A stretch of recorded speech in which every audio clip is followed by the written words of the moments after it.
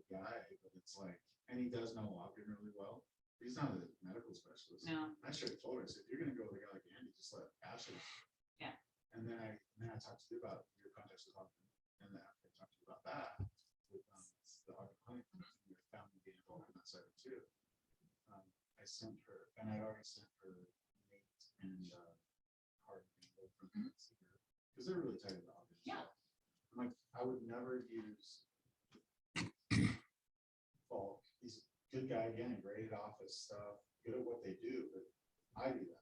Yeah. You know, they just do it a different way because they choose to be with those big brand people, and I like those people at Remax. Yeah. And I probably made less money in my career if I went one of those ways, so I don't care because I'm happy. Yeah. And so, but do they know more? No. Do they know more people? Maybe, yeah. So I just want to be fair to her. If you're going to just hire Andy or. Well, there's a happy face to see on a Monday morning, Norm. Look at that, sporting the gear too. Remax shirt and everything. That's right. Right on. Good I'm job. ready Hey, to Stockton, take good anybody morning. down that I need to. What's that? I'm ready to Morning. take anybody down that I need to. That's right. That's right. I sent her your text. How'd everybody weekend go? Text. And so she said, "Can I You know keep what? It was pretty good. Do you have people in your office there, Norm? Yeah, Oh, okay. I was just wondering who the extra conversation was. That's cool. it's Darren Isaac and Ashley Awesome. conducting some business. As they should, as they should. You asked how my weekend was? It was fantastic because since my kids are going to be at in-laws for Thanksgiving, we had Thanksgiving yesterday at our Ooh. house. So I'm fat and happy. Surprised you're still not asleep, huh? I tell you what, I may just doze off. The tryptophan's still there, you know? So, Have we got leftovers? yeah, you know, the sad thing is, you know, we empty nested a few months ago and we came to the quick realization, A, we can no longer shop at Costco.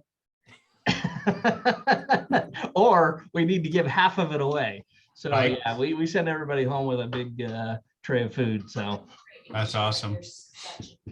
you asked me why, what am I gonna do for the actual Thanksgiving? I will be in sunny Southern California awaiting Saturday when my beloved Trojans play Notre Dame. Really? Yes. Wow. Oh, you're from that area, aren't you? Yeah, I grew up north of LA, about 30 minutes. Ah. Yeah. Last business. I got So, some Rob, friends I that don't are know. over in that area. I can't remember, Reading or something like that. Redding's up north. It's Oh. in Northern California. So no, so basically you have LA County, and the county that joins it to the north is Ventura County, and that's the county I'm from. So, Ventura. uh-huh. Oh, Hey, Robert, I don't know if you're listening, but I'm just curious if you were as excited as I was when Oregon lost to Washington. Was that fantastic or what? Well, you got both of them. You got UCLA going down too. I know. Unbelievable. Unbelievable. All right. Well, listen, I didn't get people on this call to talk football, but it's fun anyway. I have one thing to say I before see- you get started. I see a scenario, Robert. I'm just going to dangle this out there that it's possible USC and Utah may have a rematch for the Pac-12 championship, which would be awesome. I think it'd be a fantastic game. So That would be fun. all right, folks. Hope you had a great weekend. I wanted to take a little bit different angle this morning and show you some things, and it's all going to be under kind of the umbrella of where are we? And what? Yeah, Norm, don't take it so literally. I mean, where are we in the marketplace? And what are we prepared to talk to people about and share? So I wanted to march through a few things here and hopefully broaden our dialogue and how we negotiate, since the title of this is, I think I've done a decent job of covering the contracts portion, the negotiations, and the risk reduction. So this is going to be in the second category of negotiating with our client base and helping them see the light. So real quickly, what happened to rates the tail end of last week? Anybody know? They improved. Okay, Haley, that's Really? that's the bare minimum answer. But why? Basis points went up 200 Yeah, nearly 200 points. and they But didn't improve. yeah, and this is something I've been telling Rhett when he sends out his videos. For most of the people on this call, we understand when the basis points go up, there's an inverse relationship and it drives rates down. But I've talked to several agents, like, oh, that's terrible news.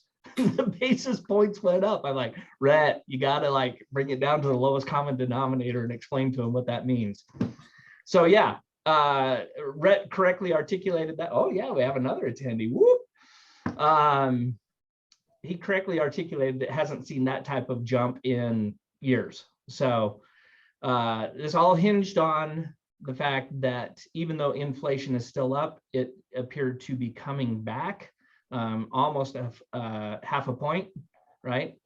And depending on which version of inflation you're using, whether it's the core index or all things, the point is it appears that finally, thankfully, the monetary policy is finally starting to have an impact on inflation. So let's hope that continues to moderate the situation. I'll just say this. Nobody gave me disclosures. I was dealing with a disclosure issue this morning before this call, and nobody disclosed to me that diesel prices were going to go through the roof when I bought a diesel truck. So I want my money back. That was a joke. Okay, all right. I've watched it in the past week almost go up a full buck in price for diesel. And I think we're only seeing the beginnings of it. This is the big thing to keep an eye on. I know it doesn't have to do with real estate directly, but diesel, there's a huge shortage and it's coming to bear, and it will come to bear from now till the end of the year. And it's going to affect everything. Oh my gosh. So listen, I don't want to get into the whole, I am an environmentalist, just so everybody knows. I have solar panels and I have an electric lawnmower. So I think that qualifies me. But yeah, our country runs on diesel. Period. End of story. And if that really matures and we do have a shortage, that could be a big X factor. So keep your eye on that. All right. Having said all of that fun stuff, let me start sharing my screen. Okay, so how many of you are familiar with or utilize the home sales graph in utahrealestate.com? Okay, good. Haley is the only one. Yeah, right.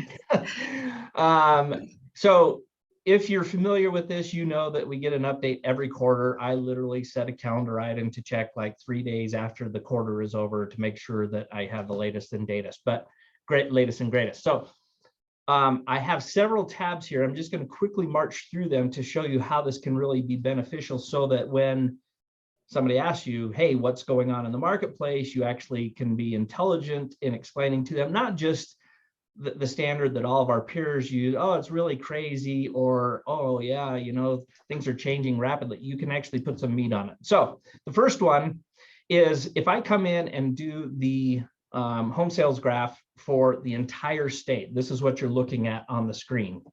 And you can see we went to a high point of median sales price of 532,000. And then in Q3, we dropped 32,000. That's statewide. Okay. Well, we're helping. That's 6%, right? 32,000 of 532, 6%. There you go. And I'm going to come back and hit some data, but I want to just show you different iterations of this really quickly. So that's the whole state. This is now the 3 main counties. Sorry for you guys in Washington County, if anybody's on here. I mean the Wasatch. So Utah, Salt Lake, and Davis counties.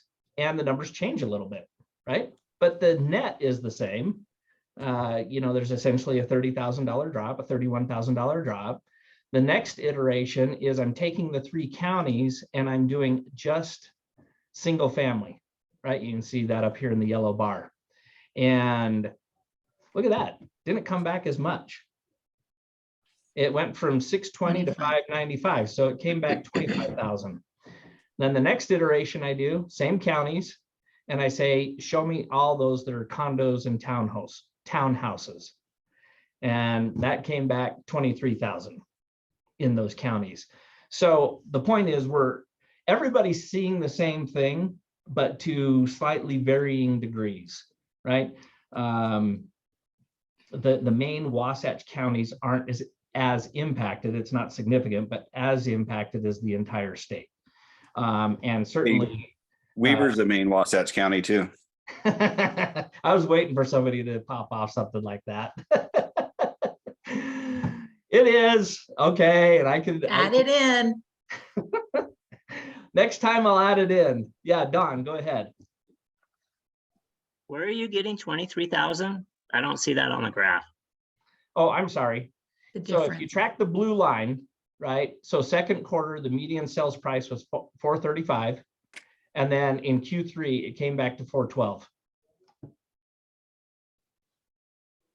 You seeing that? What is that tracking? Prices or homes sold? Median. The median sales price. So if you look down here, here it is. Blue is median sales price, black is total number of homes sold, and green is homes listed. So on this blue line, when you're talking the 3 counties that I stated, and then restrict it to condos or townhouses, the median price went from 435 to 412 in Q3. Okay. Oh, okay. Sorry, I probably rattled through that pretty fast because I'm in these things all the time and they just make sense because I'm staring at them all the time. All right, so Matt, do you look at these quarterly as all, or do you look at it more often than that?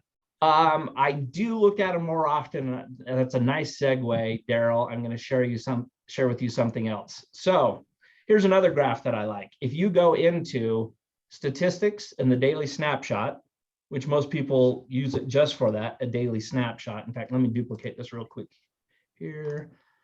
Oh, well. While you're looking that up, the reason I ask is agents have asked me, do we have like a marketing page that they can take to their price reduction meetings? Oh man, it's almost like I paid you for your questions today, Daryl. Hey, I'm trying to stay in line. Because we're going to get to that as well. All right, so this is an interesting graph. Most people come in and it defaults to just the dates. So it will show you whether you select active, backup, under contract, withdrawn, active, no show for today's date and a year ago.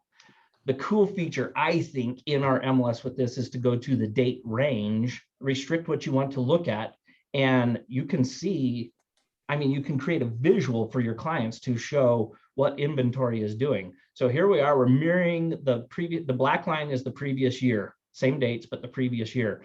We're mirroring all the way till March. And then in April, we start to diverge, right? So a year ago, our high point was about 4,200 properties, right?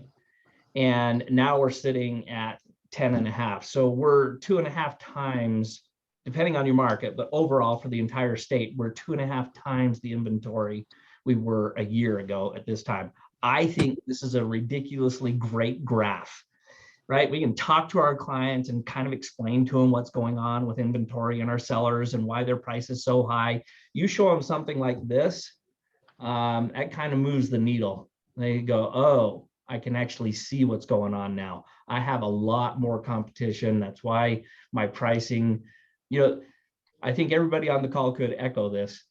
A lot of sellers are still thinking that their pricing is based on what was happening in 2021 and the first part of 2022. Start showing them graphs like this and they'll start clicking. For most of them, there's always an exception. Okay.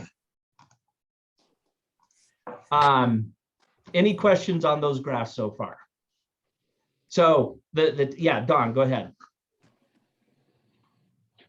It'd be nice if you'd show us how you're getting to these rather than just pulling up screenshots. Fantastic. I will show you. I'm going to open a new tab here just to really quickly show this.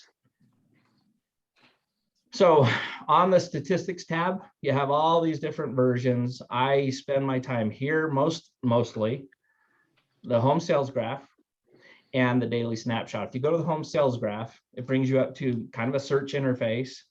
And I can go back even further. If I wanted to say, show me all the way back to the last downturn, but I only want you to show me sold price. Let's not do home sold and go ahead and say, and I could restrict it by counties, which I'm not going to do. I'm going to do statewide, and I click view results. It'll take a minute because that's a lot of data to crunch, 15 years worth of data, but just in a matter of a few seconds here, it will pop this up and show us what that is. So Don, all those first graphs that I show you are all iterations of this. So I can come up and say, oh, you know what, dang it. Unfortunately, I didn't unclick condos and townhomes. So here's the sales prices since the first quarter of 2007 for condos and townhomes in the entire state. Right? I could add in homes sold and the number of homes listed, but it gets to be a pretty messy graph with that many data points. So that's where I'm getting that data from. The other one is simply if I come in and go down to daily snapshot, and this is what I was talking about. This is what it will show you by default. It goes to the date tab. So today's date, and it will show you all of these fields today and a year ago.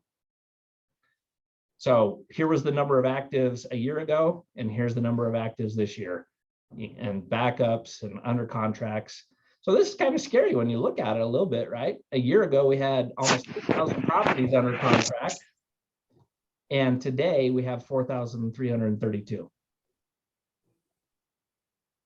So my point is not to share with you things to give you consternation. I believe in harnessing the power of data and using it to our advantage and explaining to our clients what's going on. Norm. So this graph right here, is that all of the Wasatch Front? Yes. Okay. That's not just Utah County, huh? I could do it Utah County right here if I wanted to specify, or I could do Weber County. You could. I could do Weber. Forgot we were in mute. I'm just kidding. So this is really cool data, and I'm really hesitant when I share this with groups because I think, and Robert, I'll get you in 2 seconds here. I think sometimes people just glaze over. As soon as you start talking numbers, they just like, I'm not excited.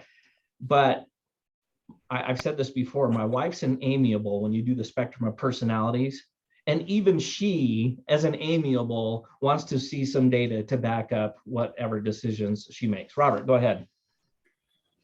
Last week in those UAR reports, it shows that increase in inventory isn't from new listings. New listings is actually down. This is a direct result of less transactions. Yeah. So yeah, that very good point, Robert, because when you look at, and we kind of know this intuitively, right? We know what all the builders are doing right now. We know what the general public is doing. I mean, the sellers are going, well, interest rates are high, so I'm going to be gouged on pricing. So there's not as much inventory coming on, right? But here's what I'd tell you about that. That's temporary. It just is, right? Life has to continue to happen. People continue to get jobs in different places. People retire. So you can tamp it down for a little while, but we're going to see even more inventory, I think, before things moderate. So, all right. So the notes I've written on here was make sure we talk about this, I'm going to go back to one of these graphs here. So this retraction we're seeing, whether it's on condos or townhomes. Oh, yeah. Janet, you're not muted. Or if we just look, for single family homes in all the 3 different counties, that $30,000 retraction on price. If you talk to just about anybody who tracks the data and knows the historical trends, plus we're coming into the cold months, this drop in pricing is temporary. It's just temporary. I don't know how, I can't say it any more direct than that. It may continue in Q4. We may have, we may go down another $10,000 or so, but I'm telling you, when you hit Q1 and Q2 of next year, this is going to throttle right back up. So the reason I share that is, one, money's going to get cheaper. We know that with the change in basis points. So that's going to bring more people into the market over the next couple months, right? And even though people have been sitting back for a little while going, I don't know if it's a good time to buy, come springtime when people wax optimistic and money's cheaper and elections finally come and gone, there's good, and here's the biggest point. We haven't for over a decade touched, even come close to touching the amount of demand that naturally accrues in not only our country, but in our state. So that demand eventually bleeds through. You can't get away from the fundamentals. So cheap money, huge demand, people waxing optimistic, barring any black swan event, we're going to see this reverse its course come Q1 and Q2. So why do we even care? Why do we care? Why don't we just let it happen? Norm, why do you care? If you say I don't, so help me. I'm going to just. I do care.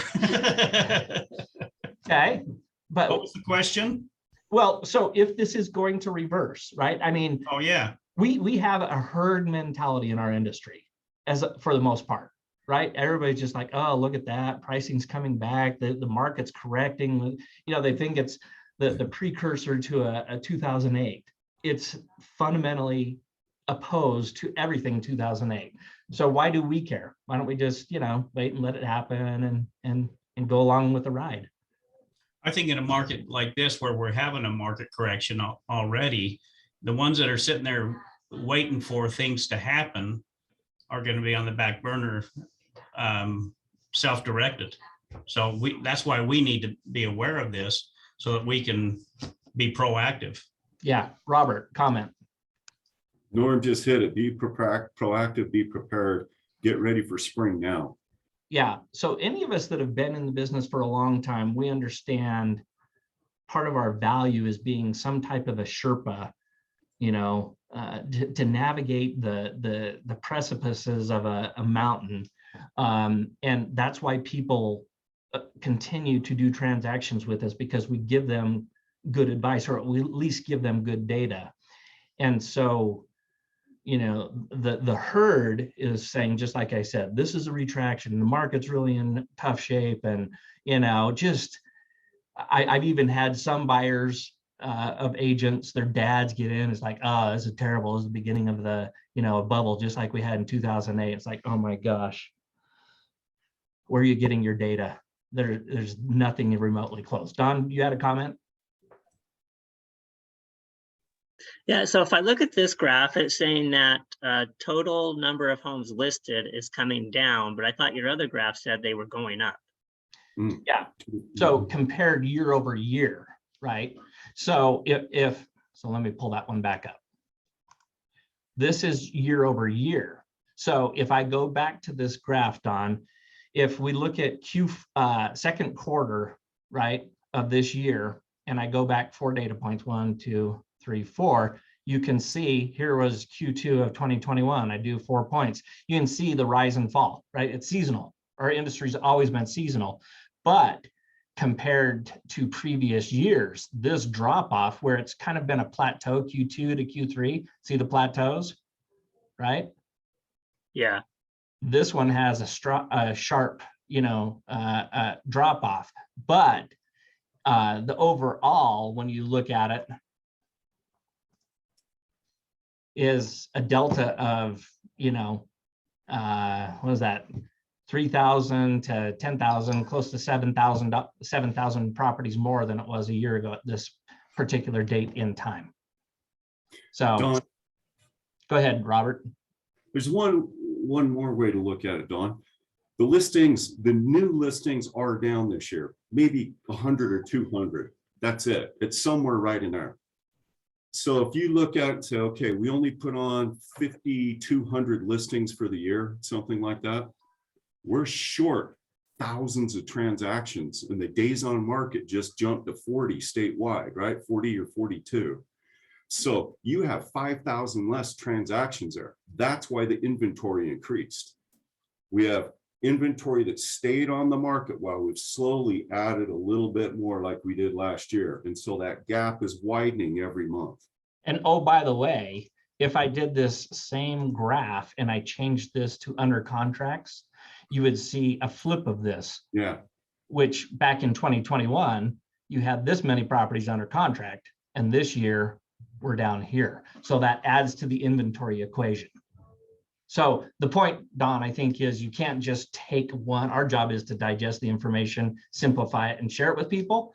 But to take the aggregate of the data, not just one particular graph. So you picked up on a good point. It seems counterintuitive when you look at this, but when you understand the number of under contracts is half of what it was a year ago, it counters the effect and shows the inventory going up. So, Hey, Matt, yes, I haven't fiddled with this for a while, but just out of your expertise, the median sold price is somewhat of a trailing indicator. Is Yes. there a median list price that we can pull up on this graph? you know what? I'm glad you actually asked that. And no, there isn't, this- because it's moving all the time, right? Right. That's the point. When you go in for price reduction, if list price trend median is going down, it's a little easier to meet with your client and say, look, this is the direction of the market. If you keep holding your price where it is, you're going to get Yeah. posted. So it's a great suggestion for improving this for the MLS, but right now you notice that there's not really a status as far as under contracts, actives, or whatever. So we can't pull that data with the current interface they have. do they have the old Excel file that was published in there in the stats still? They do. So You can get it from there. It's just a month old. yeah. So if you go to, let's see here. That's the problem with solds. Solds is a month old, right? It's in, Yeah. I mean, sales there's per always month a little bit of a lag of pulling the data, to be perfectly honest. in the sales per month report, I think. Because when I was board president, we actually created this because we needed it for HUD. That's why this is in there. Take a second. So there's November of 2017. Again, you can manipulate that over here. And there's the median original list. That's what you're talking about, Daryl. So if I come down to 2022 for November, or let's use October because it's a full set of data, the median original list price was $425. Yeah, this is actually helpful. It just doesn't give you the nice graphic. I know. Well, you can switch that to a graph, can't you? Oh, cool. Let's see. Let's all learn together. If you can choose the data point, that would be cool. Hey, that's Too many. That's like a kaleidoscope of data there. Hey, Don, It's like Don, trick would you cereal assess bowl. this and get back to us? Sure, not a problem. Yeah. Give me It looks 5 like minutes. looks like some Indian print or something. I don't know. So anyway, there's a lot of data here is the point. And to be clear, I don't want you guys to, sit here and stop working and become data hounds, but there's certain pieces of data that you can make part of your regular reminder to know what's going on in the market so that you can actually guide people along. I'm going to show you one other one real quickly here.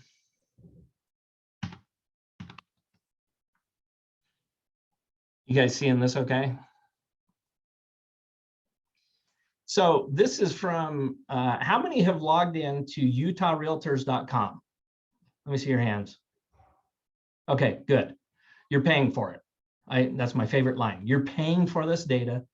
It's statewide data, which is fantastic. So it doesn't matter what MLS you are, whether, it's Washington County, Iron County, or the others. But I did a simple report on this for just, hey, tell me what's going on in my county. And it's just a snapshot of what's going on, for instance, in Utah County. And here's what I love about this. This is a marketing piece, whether you know it or not, right? I would have, 20 of these printed out at any one time. And when I bump into people I know, or they ask, hey, Matt, what's going on in the market? I'd be like, what's kind of funny? I was just doing a training on this and I have a printout and I would hand it out. I mean, you can do this as a mailer and there's 50 different versions of this that you can do in different data. The point is not to make my clients like data experts in the county. It's to spawn a question. for them to ask me, so what does that mean? Right? Because now I'm starting to add value and they recognize me as the one that's able to process this data and help them in making their decisions. So look at this. This is Utah County for September. That's the most recent data. When you look at, I gotta move my screen here and zoom in a little bit so you guys can see this. Down at the bottom of all these pages on utahrealtor.com, it tells you the most recent data, right? October 10th. Now that the tail end of last week, there's new data. Sorry, I'd done this last week, so you're going to get a month-old data. But this is really kind of cool, right? This is a great talking point. Pending sales. First of all, of our clients, how many know what pending means? I mean, some of them may be intuitive enough to know, but again, ways to show them that you're the expert and you are on top of the data and understand what it means for them. So under contracts are down 44% in Utah County from last year, September to September, right? And year to date, because we started off the year pretty good, we're down 15.7%. But the most important data, I think, is to show where we were a year ago and where we are now. Same thing with closed sales. I mean, this is great data when you're talking with a seller that won't get off their price. It's not a guarantee that they're going to change or update, but I tell you what, it's pretty hard for them to argue that keeping their price at crazy high levels is a good move in this market. Okay. Then we come down to the percent of original list that's currently being received year over year. Days on market up 106%. Inventory is at 90% above where it was in September. Again, this for Utah County. And it shows them a visual, here's what's happened with median sales price. And you can see the plateau happening. If we go, another quarter or another month or two, you'll see this really flattening out. So again, don't obsess too much about this particular report, but make sure you're utilizing your dues dollars and understanding, the values that come from that in helping to build your business. I'm going to show with you one other one. This is a report, and Don, I am taking your previous question to show you when I'm done with this exactly where I went to get these. But this is the inventory of homes for sale report. Tons of data, and it breaks it down by segments, right? The 150 to 200,000, 200 to 300. So on and so forth. And single families, if you have somebody who's listed in this price range, I have to laugh, 200, that doesn't exist anymore. But, your competition went up significantly, in the past month. I go on to the next page, median sales price. There's a fair amount of data there. And you can go through with your PDF editor and just highlight the things. And these just use one that you like, and it becomes a great marketing piece. What is a great marketing piece? It's something that contains a hook that precipitates a conversation, because that's where our business gets done. It gets done with conversations, not with marketing pieces. The marketing piece has to create a conversation. So having said all that, let me move this, and I'm going to show you how easy this is to get to. So if you, on your browser, in fact, utahrealtors.com, if you don't know your NERDS number and it's your first time logging in, you'll need your NRDS number. I've already done it, so I'm going to log in as me real quick.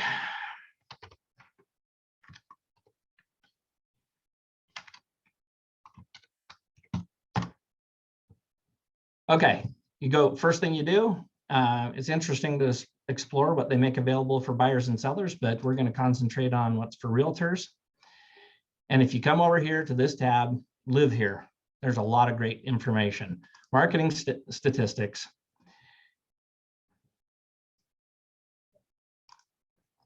And you can come down here and break it down by a county of the day, Weber County, there it is. Look at that. You guys are literally on the map. But you can select an area, or you can just go with essentially all counties, which is the default, the time period, the most recent. And here's the one that is my go-to. I go to a lot of other ones, but this is the one that I go to every time it comes out. So this is fresh data, it should be. This paragraph's good. If you don't know what to say to anybody when they ask that question, here's a good script for you. And it's just the quick facts. But my marketing piece, the one that I think is the most valuable. Let me go down here. Oops. Wow. They don't have it in this month's printout. Normally it's a sheet that has everyone, there's a separate sheet for closed sales, for days on market, and then they have a summary sheet that just has them all. And it's so much data that I can almost guarantee if I hand that to somebody, it's almost guaranteed they're going to ask me, yeah, what does that mean for me? And so good data, tons of data, professionally prepared, looks crisp and clean.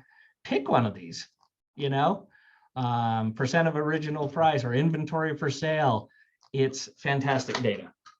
All right, the last thing I wanted to go into, and then we can have any questions, but I think the other thing that we need to be well versed with is this. I pulled over to my screen. I don't care which version you use. This is some template I downloaded for Excel. And again, this may scare some people, but if you just concentrate on the top fourth, this is the key data. And all I did was put in the median price of $595,000. This is great to show people, especially if they're looking to buy right now and they've got a relative that's saying, oh, this is a terrible time to buy, and we're up against a bubble and money's expensive. And hopefully from today's call, you'll have three main takeaways. So $595, right? And rates are changing all the time, but they're somewhere around high sixes right now, 6 7/8. So that's what I plugged in. And you simply come down here, here's your total payment, right? $3,900 a month. And here's how much you're going to pay over 30 years in interest. So $3,900 and $812. If I then chose to buy down the rate, if we structured a deal for our buyers, is that possible these days? Can you buy down the rate? Are sellers willing to do that? Are some of them already advertising it without even being asked? The answer is yes to all the above. If I change that and say, okay, we're going to do 5.875, a full point buy down, payment went down $400, right? We were at 3908 and we're 3519. And we went from 812,000 in total interest for the loan to 672. Now I'm pretty sure my numbers, I plugged those in. There's my calculator. I lost my calculator, but it's saying on my calculator that's $152,361.84 they save. That's before taking into account the price reduction, right? So there's a lot of ways. There's my calculator. Jeez. So if I'm sitting down with a buyer and we're going to get some resistance, right? Oh, well, rates are high. They're not 3% anymore. Address the elephant in the room. Yeah, you know what? We had a decade of phenomenal rates, and they're probably in our lifetime not going to be back there. But the good news is they're not as high as when I bought my first house at 8.7%. I know that doesn't help everybody, but my parents were at 14%. So we're still historically at pretty cheap money. And the good news is we just in the past week have come back from 7.25 to 6 7/8, and it looks like we'll continue down a little bit more in the foreseeable future. So that's positive. Then you can show them the graph of what has happened with the median sales price dropping 30,000, and it's temporary. You need to include that is temporary. So you're going to get the house that you wanted a year ago for $30,000 to $40,000 lower than it was a year ago. Rates have corrected, and the good news is with so much inventory, because we can show them the graph, the inventory has 2.5 times what it was a year ago. We can negotiate with most sellers to help us in buying down a rate. So who knows what it costs to buy down the rate? Let's use $595,000 because I don't. I mean, I know some metrics on it. I think you're probably, with all your closing costs, you're probably 12, 13,000. So I'm talking, Norm, just about buying the rate from 6 7/8 to 5 7/8 to drop Oh. it 1 full point. What would you guess is the cost on 600,000? Don't know. Yeah, yeah. So it's great that we have Intralend and I can pick Rhett's brain. The general rule is, and listen, the farther you get away from par, the more expensive it gets. But up to a point, you can average about 1% of purchase price per quarter point. If you only did a quarter point, it'd be a lot cheaper. But if you average it across 4 quarter point jumps to a full percentage, it's going to be about 4% of the loan. So on $600,000 loan, it's going to be $24,000. You know, another thing, Matt, is like you were saying, you're paying $30,000 to $40,000 less of list price than you were 6-8 months ago. Well, people were still paying $30,000, $40,000, $50,000 above appraised value. Yeah, So it pretty much equals out. right. And that's such a great point. I'm glad you picked up on that. 1, you have more inventory to choose from now. 2, you're not overpaying by $30,000. You have the opportunity to get the price for $30,000 less, or, entice the seller, say, hey, because the long-term money is way better on this. If you say, we will pay your list price, right? But we need help in buying down the rate so that we can afford this, right? And when you look at $152,000 over the life of the loan, $20,000 seems pretty tame, right? And you know what? Here's the reality is the seller may only be willing to pay $10,000. Well, if your buyer was willing to pay $30,000 over list price a year ago, and now all they have to do is bring in $10,000 combined with what the seller's willing to do to buy down the rate to a very reasonable rate, I tell you what, there's a lot of opportunities. Somebody had a comment? Hey, Matt. Yeah. So just a question. I know you don't have a crystal ball, and all of this stuff is great information for both sellers and buyers. Is there a way to calculate, given what's happened in the past, with the expectation that rates are going to get lower, to calculate how that will affect inventory in the future, as well as pricing for both potential buyers and sellers? Yeah, I mean, listen, I'll always take a stab at it, but prognostication is it's an art form at best. Right. I think here's how I'd answer you, Parker. The activity we saw in 2021 was a little inflated because of the COVID effect, right? But it wasn't doubling what our business is, our normal book of business. So let's say, spitball number, we were 25 to 30% higher, right? Even coming back from that number, there's still a good book of business to do. And we know, as people are sitting and have been sitting, I think it's fair to say for the past 5-6 months, kind of like a lot of them are sitting, which is reflected in the under contract. They can only do that for so long. They got to continue living, buying properties, and selling. And so I think, to answer your question, I would look at those 2021 numbers and maybe drop them by a factor of, 15-20%. And I think that's what our normal market is going to be. So it can put you at least in a ballpark. And that's about as good as we're going to do. That high of a ratio, as opposed to a 6 to 9% drop. Yeah, so I think in the near term, yeah, we're already experiencing the drop. But when everybody realizes that the sky really isn't falling and they still have the needs of housing and whatnot, it will normalize. And I think normal, from the things I've looked at, is about 15 to 20% below what we experienced in 2021. There's still just so much demand, right? So, good question. Okay. Make sure I covered everything. here's what I'd like to ask you guys. I obviously spent most of the time on the angle for the buyers, right? What's the angle for the sellers? Why sell now?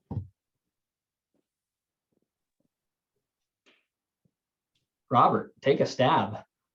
For sure, there's still people that want to move up, move down. They're going to move to another job. They're going to move across the country. They're going to, who knows, they're going to downsize.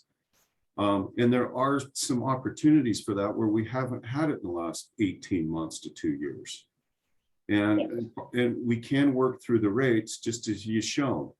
You know, people that were downsizing and were scared to do that because they didn't want to get rid of a 3.5% loan to exchange it for a 7% loan.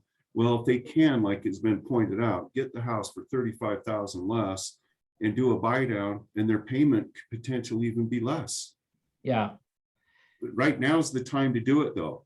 And especially in my opinion, in the next 3 months, these could be the best little short-term window that you could have with your clients for purchasing properties, because I believe we are going to have an uptick in the spring. I think we are going to see rates settling down. If the Fed numbers are right and inflation's doing what it's doing, we're going to see rates back at 5.5%. Get ready for it now. Yeah. Matt, sorry, just to piggyback off of what Rob said, too, think about just all the equity that sellers have right now, right? They have more equity now than they've ever had in the past. We're talking about average homeowner between $76,000 to $135,000 of equity. That's counting for the 6% reduction to 15% reduction that we've already seen.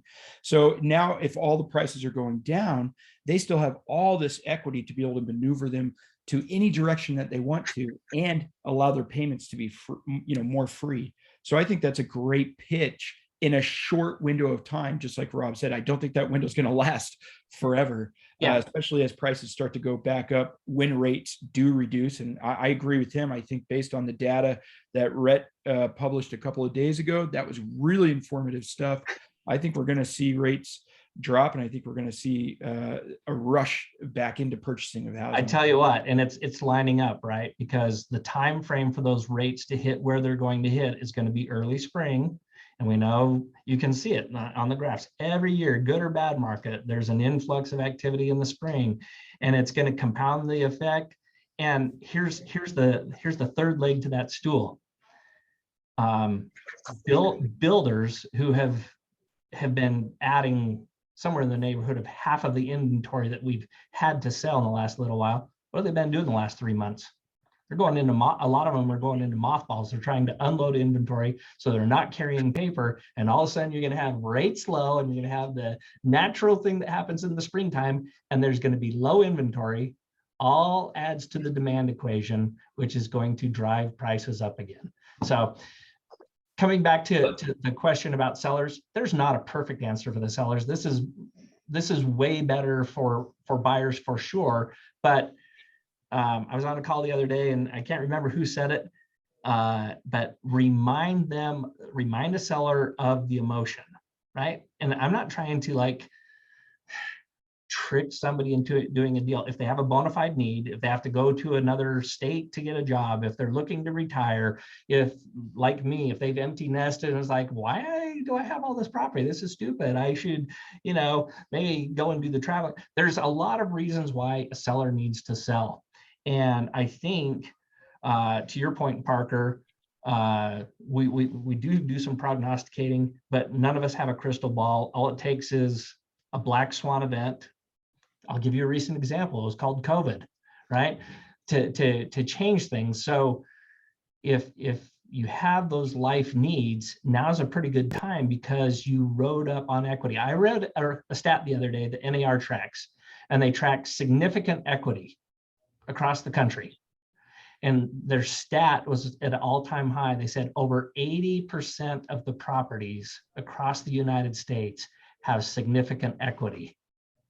That's an all-time record. So if you want to capitalize that, you're at that phase in your life where you want to cash some of that out and be able to do some things that you weren't able to do all the years that you worked, now's a great time. So, well, let's not forget about the most expensive holidays are coming on the market, and our GDP is still really, really high. So the cost of living, outside of real estate is more expensive and about to be more expensive as people get into $7,000 to $10,000 of credit card debt just to celebrate the holidays.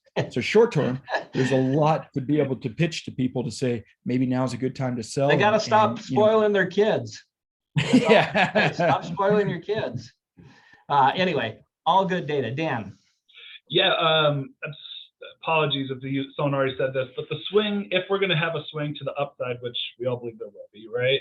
The swing on a $800,000 property at 10% is better than the swing on a $500,000 property at 10%. So if the properties are going to go up, which over the long term they will, I'd rather have a $800,000 property. So if our clients are sitting in a property that they don't want to be in, it's long term. It's an awesome time to get a good deal on a home that might fit them better. And when they experience the swing, their swing will be much better. So even if they took a little bit of a loss on this one, the gain will be much greater on the next one. Yeah, listen, I'm actually very happy with everything I heard today, because it's clear you guys are thinking this through and can actually add some value when you have these conversations with your client. That's who we're supposed to be, right? There's not one right answer.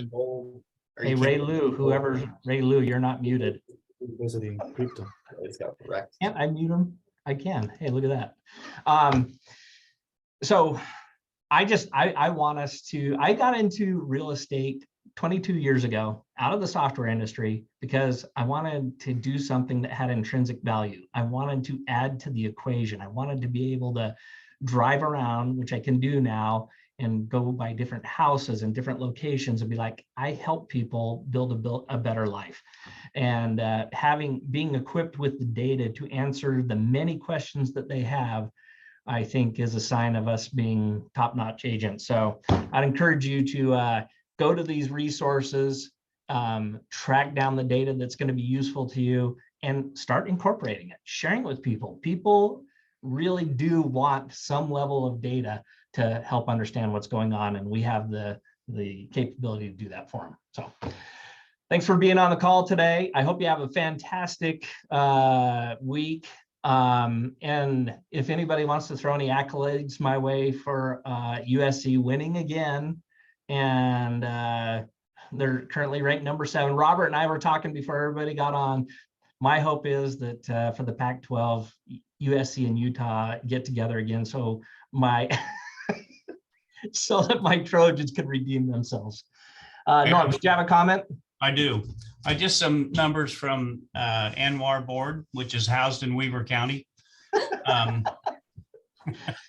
Good one. Anyway, just some, doesn't have anything to do with what we've been talking about today, but in a way it does. We had 28 new agents, members this past month. We had 95 drop off last month. So yeah, so it's already starting. You know, it must not be as easy as it was 6 months ago to. Yeah, and I tell you what, wait until July hits, because I think all the boards now are on the July cycle. Yeah, I've said this in a couple of sales meetings. You don't have to wait for July for that drop off to happen. It's already happening and has happened, because people are like, wait a minute, you mean I don't get to just put a property on and get 40 offers? I actually have to work, or right. you know. So and I'm sure the majority of these are probably 90% of them are ones that were due to renew last month and didn't. Yeah. You know, and they probably haven't been doing anything for a while anyway. So anyway, just thought that'd be interesting for you. I like your comment. Where is Weber County? It's kind of like, where is Waldo? Yeah. All right, guys. Have a great Monday. Like, where's Waldo, but harder to find. Yeah, exactly.